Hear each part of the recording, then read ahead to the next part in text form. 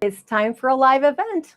You know, those days go by fast when we start off the new year, and sometimes we've got a little bit maybe of a hangover from Christmas. We push so hard to get so many projects done, to get those Christmas gifts prepared and wrapped and labeled and quilted, that maybe it's time to take a little bit of a respite and do something for yourself. We are working on placemats this time around. My name is Colleen Tauke, and I'll be your instructor for this live event. We are making the Oh My Heart placemat. Now, as we work on this, you'll realize that you can use this pattern for a lot of different genres of fabrics, a lot of different maybe holidays, and you can really get a lot of value on a pattern that's somewhat simple, but can be made in many different fashions. So remember to drop in and tell us where you're watching from. Oops, I got to open up my chat so I can see. We've got the QR code up so that you can have access to the pattern there. All you need to do is take your phone camera and go across the screen, and that will pick up that QR code, tap on it, and it'll take you right to where the pattern can be downloaded. Remember that that's kind of an easy access. There, you can always come back to the chat here at the end if you haven't downloaded yet, and you can see where the link there is for the pattern. So whether you have it already or you're just thinking, I want to see what it's all about before I go to download the pattern, that's your option. We have good morning from Betty. I don't know where you're watching from, but we're glad that you're joining us. We are going to be talking about some narrow cuts. Now, in quilting, we're always about the accuracy of our 1/4-inch seams. And sometimes, me included, I get a little overconfident in how wide my seam allowance is. So this is a little bit of a practice on getting an accurate 1/4-inch seam as best you can, and then some pressing techniques that we're going to talk about to make sure that the strip pieces we're going to put together and the little 9 patches we're going to have here are as accurate as possible, so they all fit together really well. Betty is from Mississippi, so we are glad that you're joining us. I bet it's a little warmer, maybe a little warmer in Mississippi than it is here today. We are not getting above 0 for today at least, and I think by Friday we might find ourselves in an all-time low. So it's fun to stay in, put on that extra sweater, get out your slippers, just find a really good warm drink and just kind of hide out in our sewing studios to work on some projects that are fun, they're quick, they can be used in different ways. Now, we're making a placemat here, but if you wanted to stack 3 of these placemats, one over the top of the other in a long piece, you could make a door hanger. So there are so many ways that you can take a simple placemat pattern and make it into something completely different. Okay, so just the inspiration, get you going, trying to kind of give those creative juices going for your day. Betty says, bless you all, it's in the 20s there. So you're not as warm as I was hoping either. I was hoping you were well into maybe it's a little early yet there. Oh My Heart came as an inspiration. I found this fabric in the center, and I had many plans. I saw this fabric and I thought, okay, I want to make pillowcases for Christmas. So my granddaughters got pillowcases made out of this fabric, but I had some left because I bought plenty because it just spoke to me. It had stripes and dots and everything within the same fabric. And if you follow me at all, you know that I love to use stripes. I love to use plaids. I love polka dot fabrics. Most of all, I kind of like pink. Pink has always been one of my go-to colors ever since I was a little kid. So this one really spoke to me early on before Christmas, because to get those specific kind of holiday prints, sometimes we have to buy them early and maybe we don't even have an inspiration yet. So I bought up a chunk of this fabric so that I could then make some fun placemats later from the fabric. Sandra says, good morning. And hello from Israel.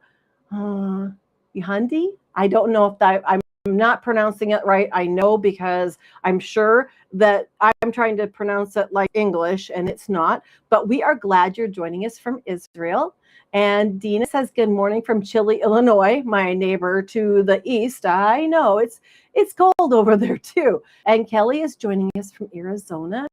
We've got a morning from Arkansas. We are glad that you're joining in with us today. Sandra says it's chilly and beautiful. Sunny day here in Florida. Ooh, I would love to be in Florida. Wonderful. Okay, so the inspiration was this fun fabric. And in order to pick a coordinate from that for the placemats, I just took colors actually from the prints. I thought about putting a little green in there, but if it's going to be Valentine's Day, it just seemed like it needed to be a pink. So my project this year is kind of a pink, overly pink project. And because of all the prints in the hearts themselves, I decided to go with solids. So don't forget about solid fabrics. You've got solid white, you can get a solid pink.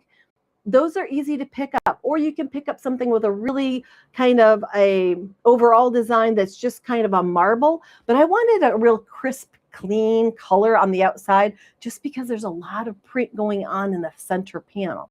So when you go to pick up fabrics, kind of think about since this was my inspiration, this is already so busy that I needed something that would stand up against that and hold its own. So by picking a pink and a white, it seemed to be the best for framing those heart fabrics. So kind of keep that in the back of your head when you're picking up fabrics as coordinates. Nancy says, good morning from Central New York. Always excited to see what we're going to watch your live events. We are glad that you're here. Sarah says hello from Alabama. Irene says good morning from Leamington, Ontario. And we have Cassie watching from Texas, and Linda says it's her first time watching. We are glad that you found us. Remember to share that you follow us and that we have live events and we have patterns and how-tos and tips with your quilt friends, because we've been around for a while, but Linda just found us. So we are so glad that you're joining in. Barb says good morning from Chile, Virginia. Yep, across the country right now, it's winter no matter where we look. And Valentine's Day is coming up really quick. So it's time to kind of think about those kinds of projects. I picked out my Valentine fabric, my hearts, my pink and my white. But then I thought, well, what am I going to put on the back of it? Because sometimes we kind of want to plan in advance while we're in the store buying our fabrics. And then I thought, well, Valentine's Day doesn't last very long. It's a quick one and done day. And I thought, well, what if I coordinated something for a back that I could use later this summer? And it might not be pieced, but it might be fun for when my grandkids are around. And I found this really fun popsicle print. Now, who can leave that sit in the store, right? It makes you think of the days when, when I was a kid, we always got the popsicles that had sticks and we had to break it in half. And we only got one side and we had to share it with our siblings. But wouldn't it have been fun the days to get one stick, the whole popsicle to yourself? So I picked up this popsicle fabric, which then coordinates great with the pink fabric. So if I use pink binding, voila, I have my summertime popsicle placemats ready to go. They don't need to be pieced. They're just one piece of fabric on the back, whole cloth. And that way, when the grandkids are around, I can flip these over and we can have some really fun placemats for maybe a picnic or a day when they're spending at Papa and Nani's house. So make sure that you think about your backing fabric. It can match the front. I'm totally fine with that. Some people have to be matched. That's totally fine. I love to put something kind of unexpected on the back because, you know, instead of storing two placemats, I can now have Valentine's Day and summertime ready to go and not worry about having to store more placemats or buy fabric that coordinates to the back every time. Let's see. Margene says, hi, I joined last year and love the content. We are so glad that you're here. Jackie is watching from Priceville, Alabama, I believe, AL. We are glad. Linda says hello from Kentucky. She's the first. Oh, that was Linda with the first time watcher. I'm getting ahead of myself here. Okay, let's look at our pattern, the My Heart Placemats. We went through the fabric, so we know we need a focus fabric. We want something to accent that on the outside edges for our kind of the bars and 9 patches that are going to go on here. And we talked about what kind of backing fabric to pick up. And you can use the batting scraps from other projects. Now, if you are a beginner quilter, you might need to buy a craft size batting or a baby quilt size batting so that you have to do your placemats. Really kind of depends on how many placemats you're. Now, when I was writing my pattern, I did this for a pair, a set of 2. So be aware of that. It's noted in the pattern that the yardage is for a set of 2. So if you're wanting to make more, you're going to have to multiply that. But at my house now, most of the time I'm down to just my husband, so we just need 2. If I make more, I may have to use this fabric on some other placemats or make some more of them. So with 12 grandkids, I don't think they're all going to be here at once anyway. So we would have to maybe only pull these out when I have a pair of grandkids here so they each get one of the popsicle placemats. Okay, then we're going to be using all of your normal rotary cutter, rulers, mats, thread to match, thread to do the quilting, whatever your favorite basting method is. I tend to do spray based when I put my layers together to do the quilting, but some people would rather do pin basting. That's totally up to you. So it has listed in there the spray basting or the safety pins for that portion of the project. Otherwise, we're down to standard equipment. Okay. Now, when it comes to the cutting portion, we're going to be cutting that center panel. And a lot of times when we're cutting things, it's like on the 1/2 inch. So really make sure that you notice that this 7 3/4 by 11 1/2. I wanted kind of a standard size placemat so that my plates center on here nicely. So this worked really great as the center panel. Now, if you like St. Patty's Day, you could switch this out for St. Patty's Day fabric in the center and do green and white here. See how versatile it is? If you are into patriotics, maybe you're from Canada. If you have red and white fabrics that you want to use as your center, you can use the red and white again on the outside edge. If you're from the States, you're going to want to use red, white, and blue. So maybe you'll do a flag pattern in the center and do maybe pick the navy and the white for the outer border, or red and white. So you can really use this pattern for a lot of different situations. So we've got our center panel created.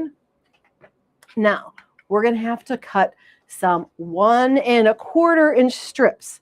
And some of you are saying, 1 1/4 inch, that's really narrow. And yes, it is. It's a good practice in getting accurate cutting so that you can make really nice strip sets that are nice and parallel, okay? So 1 1/4 inch is kind of narrow, but make sure that you are on the right lines when you are cutting your strips from your coordinates that go on the outer edge. So 1 1/4 inch is a strip. Now, let's set this aside here quick. I've already put together my first 2 pieces. And the reason I wanted that done before I started with you is that I wanted you to notice that I put these together and I pressed them already. Instead of putting all the strips together in that first instruction, I did time, make sure I press. Because if you add the 3rd strip right away, and you have, because it calls for the first instruction, think about what I'm doing here. It is a pink, white, pink, because you're going to be cutting and making the pieces that go, you're going to make these long pieces here for the top and bottom and the sides, and then you're going to cut some sections for the center of your 9 patch. Okay, so that's the first thing we're doing, the big long pieces first. So you're going to be putting together pink, white, pink. Now, if you're not using that color combination, I listed them as fabric 1 and fabric 2. So just plug in your colors so that when I say pick up or collect the 1 1/4 inch strips of fabric 1 and fabric 2, and you need to make 2 strip sets. Okay, you're going to make 2 like this because you need so many of those long strips. You need to 2 strip sets like this. And it's fabric 1, fabric 2, fabric 1. So it's very specific about the placement so that you know which combination you're making. But again, as you join your first strips together with a seam, make sure that you press that first seam before you put the second one on. It makes it much easier to keep things straight. And there's a tip when it comes to the pressing process. A lot of us will take this over to the ironing surface and we will put it, and I'll slide my ironing surface in here so you can see what I'm talking about. And maybe your ironing board is a really long ironing board surface in your sewing studio, but here in the video studio, I don't have as much space. So I'm going to bring my camera so you can see.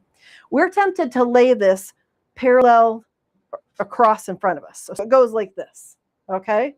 But the problem is when we press with things parallel sitting right in front of us like this, you know what we tend to do? We tend to move our arm like this in a circle, kind of in a semicircle. And we tend to distort the strip set. And that's not what we want to have happening. So for instance, I'm going to press this back flat so that I can show you how it starts. Okay. If we're laying this on a long surface and we go to press it open, so we're pressing the seam allowance toward the darker fabric, which is out and away here. We might finger press it a little to get it started, but if we go in and we go down this long strip, we're going to tend to get a bow in our strip set. And that's not good for us later when we go to cut segments because they're going to have kind of an arch in them, and then they won't fit against our center section very well. So what we need to do is press this direction. This keeps us honest, pointing out and away from our body. So pressing this way instead. And I know it seems counterintuitive because our ironing boards are long and narrow this direction, longest in front of us, and we tend to want to lay things on there and just go to it. But we will get better finished product if we go perpendicular to that table. So out and away from your body. And press the seam allowance to one side. Your strip will stay more in line and straight the way you really want it to be when you get done, so that when you cut, you'll have a nice straight pieced. Now, if I lay this on the ironing board or on the cutting mat, you can see it's not getting an arch to it. It's staying right along the lines on my mat. Now, I'm not using the lines on my mat to cut. I'm just using it to eye that this has stayed somewhat nice and straight, okay? So for that second or that first set of strips, I need to then join the pink to the other side of the white. So it's fabric 1, fabric 2, fabric 1, right sides together. And I'm going to stitch just a portion of this so that we can talk about why we don't join both of the seams first, then do the pressing. There are some of these little things along the way that really will help us get more accuracy, tidy up our piecing a bit so that we have more success, because it's all about being happy when you're done. There's no reason to go to the studio and work on something and then just go, oh, I'm so disappointed. It didn't work out the way I wanted it to. And what am I doing wrong? So I've stitched a portion of this, and I'm going to take that out of the machine and talk about why we did that first seam, right? With it pointing out and away. We're going to do the second seam the same way. But the reason why we do one at a time is getting down with the nose of our iron and getting the seam allowances open all the way. It's much easier if we do it in 2 steps instead of 1. So I'm going to just open the seam gently with my finger so that I know I have it all the way to the seam allowance. Then I'm going to take it to this pressing surface, which will slide in here. And then I'm going to press, not iron, press that nice and flat. And it's out and away from my body, not running parallel to the sewing surface. And I will get a nice crisp press, and my strip set now is nice and straight. If I lay that on the mat, you can maybe pick up that it's fairly straight, right, with the lines on the mat. So you kind of know that you haven't put a swing into it. And overall, a width of fabric, you can really, I never realized it before. Years ago, somebody told me that, and I thought, really? And then I tried it at home, and I was like, yeah, it makes sense. So maybe that's a you can pick up today, that your strip sets will turn out neat and tidy that way. So we've got the first combination, and you need to cut the two, well, depending on how many placemats you're making, you need to cut the side strips at 7 3/4 length, and the longer ones at 11.5, so that they will fit to the center portion of your placemat. Then from the leftover pieces, once you have your bigger chunks cut off, then go back and cut some 1 1/4 segments off, because you're going to need that for the center of your 9 patches. So making sure, the nice part is laying the ruler on there. You can really see that that pressing kept everything nice and tidy. Now I'm going to take this piece off at the end. That's my salvage edges. Do not want that in my project, so I'm taking those away. Then I'm going to flip my strip set and cut off the 1 1/4 pieces that will be used in the very centers of my 9 patches. There's one. And then the second. Always make sure that you're lining things up with the ruler, the side of your strip set, so that your segments are as accurate as your strip set, because you put all that work into the stitching and the pressing one seam at a time. And then if you get a little wonky with your cutting, that's where errors happen. So make sure that you cut those off. I'll set that aside. Now we have to cut and make the other sets. The last one is the white, pink, white. So we need to make a strip set that has the pink in the center, so that we can make our 9 patches. And let's see, we've got Deb saying, no duck pleats. Yes, we do not want to create pleats when we're pressing our seam allowances. I can still hear in my mom in the back of my head, because I was a garment sewer before I became a quilter. And every time I would work on something with gathers, there's like in a bodice or on a sleeve or a ruffle on a skirt. Remember, I was in high school in the 80s, those prairie skirts with ruffles everywhere.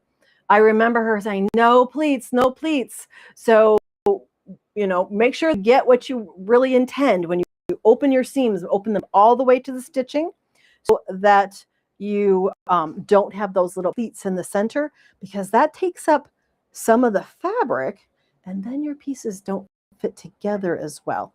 It's really disheartening to work on something, and then when you go to fit your pieces together, all of a sudden you have this gap pleat, and you're like, oh, there's where my fabric is. It's hiding in that little pleat, and now my units won't fit together nicely. Okay, we're going to do just a short piece so we can talk about those 9 patches quick. Just going to do one little piece of it here so we can cut off at least a couple of units for our 9 patch. So there you can see there's my seaming. And I'm going to lay that down, heat up that seam. We have Timbra saying hello. I can't pronounce all of your names, sorry. Deb says, thanks for pointing this out. I'm guilty of doing that way. I am too. I have to catch myself, especially when I'm working on like long borders, that I will tend to want to lay them the long direction on my ironing board. And I think to myself, do you really want this to fit nice? You might want to go back and turn it the other direction, because my board is short of that direction. So it means I'm going to have to move the fabric more, but I get a better press on my fabric if I do it that way. Let's see. The cat lady says, good afternoon from the UK. We are so glad that you're joining in. And Marley says, tuning in from Bermuda. Wonderful. I love it when we have international quilters. Not that our quilters in the States aren't important. We just have such a big family. And, it's always fun to hear from family. When you get a message from that person you haven't seen in a long time in your family, and you're like, oh, yeah, I remember. I'd love to reach out and make sure that we all enjoy the art of quilting. Oops, my needle didn't like that. There we go. Get just a little bit of this piece. And remember, you're doing the next strip set that you will want to press your seam allowances toward the darker fabric. Pretty sure I noted that in the instructions, because we want everything to fit together nicely. And instead of me stitching this whole long strip set, we're just going to do a portion of it so that we can get to the fun part of putting it together. It's always the best. Okay, I've now finger pressed it, so my seam allowances on the second strip set are toward the center. And it's a narrow piece, I know. And some people will be like, oh, why does she work on little pieces? I'm trying to get you to be really honest about your 1/4 inch seam allowance. It's kind of the mean way to go at it, isn't it? But it'll make you a better quilter in the end. And when you get done and you're like, oh, everything fits so nice, it's a great feeling. Okay, got enough there so we can cut a couple of units to make our 9 patch. Again, I have selvage edges, so I need to overcut my first piece just the way that I was taught to do it. So I'm going to cut a little bit wider than the 1 1/4 inch that I need, using that ruler to line up one of the lines on my ruler with my seams of that center fabric, so I know I have it nice and straight. Because when you get to 1 1/4 inch, every little wibble wobble will make a difference on the end product. So you really need to be as honest with yourself as possible. If you need to hold that ruler steady, drop your pinky finger off the edge so that it's up against the edge of the ruler, and it will help keep that ruler from wobbling, because I know it's easy to get the ruler to like slip at that last minute. And if you drop your pinky off there, kind of helps stabilize the ruler a bit so that you get nice even cuts and your ruler doesn't slide at the last minute. Okay, so we have some units here so we can put together our 9 patch. Now, this is where the rubber meets the road. You want to make sure that your seam allowances are pressed in the right direction, because we're going to have opposing seams. We can put that middle section over the top of the one, I'm going to say to the left, and put together my first sections, 2 units, and I have opposing seams. My seam allowances here going to the center. These are going out and away. That way my seams will match up perfectly as I crisscross and put this together as a 9 patch. Now, 9 patches, of course, could be cut each square and put together, but because we're making enough units as a set of 2, we don't really need to cut individual squares. It's another approach, a way to putting things together. If you were going to use scrappy background fabrics or whites, you could cut individual squares. But since we're making, in this case, I was using one fabric kind of as a background light throughout. The strip set was the best method for putting together these pieces. Okay, here we go. There we go. Look at how well our intersections lock up against each other without even putting a pin in there, because we have those opposing seams. Now, which direction do I press this seam allowance? I'm going to press this section here. The seam allowance is toward that because this is a darker fabric. It's really your choice at this point, but that seems to be, to me, the most logical. And I'm just going to finger press so I get it flattened. And then I'm going to take it over to the pressing board and give it a good press so that it lays flat, and then we can add our second piece. Now, that last piece, make sure that you put it on the correct side so that you get the lights are in the outside corner in this case, and right sides together. Again, those should just lock right up again because we got seam allowances going toward the outside, these toward the inside. And then we will have our corner units ready to go.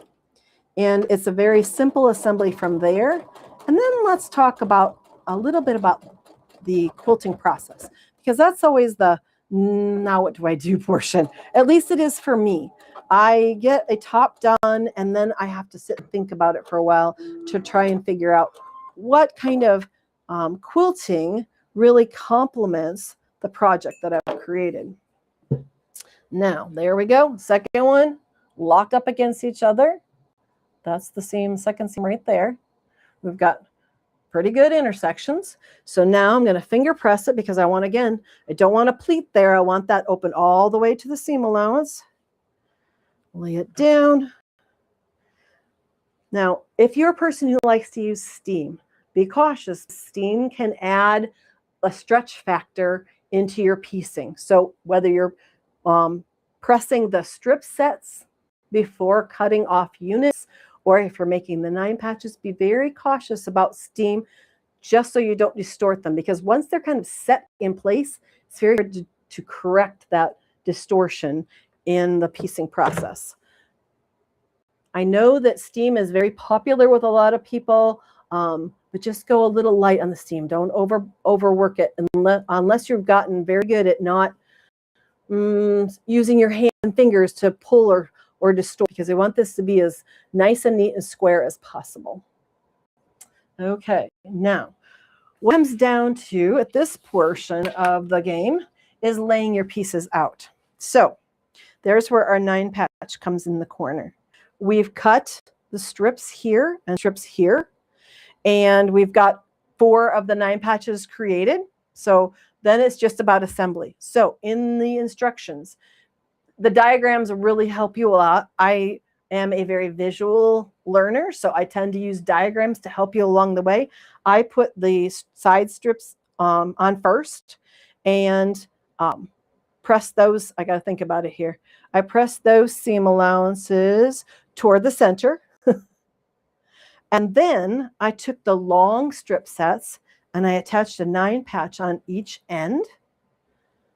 Make sure you press your seam allowances, and you're going to press your seam allowance toward the here when you're putting those on toward the 9 patches, so that you'll have opposing seams here. So this one's going to go out this way, this one's going to go this direction.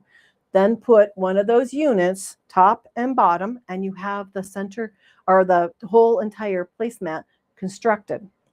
But once you get done, it's how do we quilt it? That's the question. Susan says, good morning from Kansas. We have, okay, I think everybody's been that I could catch, and I may miss some of you, and I tend to go back after the show and say hello. When I got done with this, I was trying to figure out, okay, what do I want to do to quilt this? And I didn't want to disturb the stripes. I just thought that dynamic bars on the side. So I did in the ditch here, here, and here. And I did a classic crosshatch in the center. And you can see the stitching because I used bright pink. I was a little bold that day.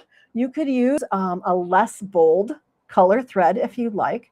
But I do mark my stitching lines so that And you can use different methods. You can use a disappearing marker as long as you wash it so that the chemicals out of the fabric. You can use a chalk liner to do this. You can use a quilting bar on your machine. Once you set one line, the quilting bar comes down and helps you guide the distance between different the lines as you're cross hatching on this. So I cross hatched the center in that hot pink. And then it came down to what to do in the corners. And I will be totally honest, I tried a couple different things and I took it out. And then I decided it's classic in the center. Why am I fighting this? So I did the smaller crosshatch in the 9 patches on the outer corners. And I think, yep, the camera picks that up pretty good. I left that hot pink thread in there so that it didn't show as much on the pink, but it shows on the white. It gives it just the texture that matches that what's going on in the center of the placemat. And on the back then, when we flip these to use the popsicle fabric as the top, it just has some really simple, fun little cross hatching, and it doesn't disturb the pattern too much of the fabric. And then finished it off with that hot pink binding that worked for front and back. So when you're picking your backing fabrics, kind of keep in mind what you're going to be using as your binding so that when they're flipped, it looks nice front and back.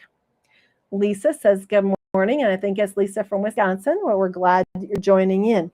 Okay, a couple of other Valentine projects that we have created in the past I wanted to share with you so that you could go back and find patterns that we've had. And you're going to notice here, I kind of had a theme going on with 9 patches. My Woven Heart, I believe, was the name of this project. It's a little table topper. And there's also a runner made with this pattern. So you can take that design and you can do a lot of different things. You can make mug mats out of just that heart shape if you'd like. But you'll notice as I get this up closer that there's 9 patches in those hearts. So kind of running that 9 patch theme through my Valentine projects so that there's kind of a common core going on through that. This is one. And then the last one is a pillow that I made, I don't remember what year, it was a year or 2 ago. This one is called Love Triangles or Love Triangle. And it's all done with Valentine fabric or somewhat similar to Valentine fabric. I had found this heart fabric, which kind of has a pinkish red and the white in it. And it has a little bit of a glitter to it too. And I absolutely loved that fabric. So then I went and found 2 coordinates, a light so that the kind of the banner look had something as a contrast to my favorite fabric. And then I found another fabric that looked really similar to the pinkish in the inside of the hearts and did just triangles. So if you haven't worked with triangles before, Love Triangle might be a project that you would like to try. You could use the center of this for a table runner, wall hanging. I made it into a throw pillow so that I could pop it out at Valentine's Day and then take it off because it's got a lap back pillow opening in the back so that it can be easily stored. So I don't have to store the entire pillow, just the cover for love letters. So Valentine's Day is coming up. There are all kinds of different projects out there that you can accomplish just in a few days or a few hours, depending on how fast you sew. Enjoy Wednesday, and I'll see you soon.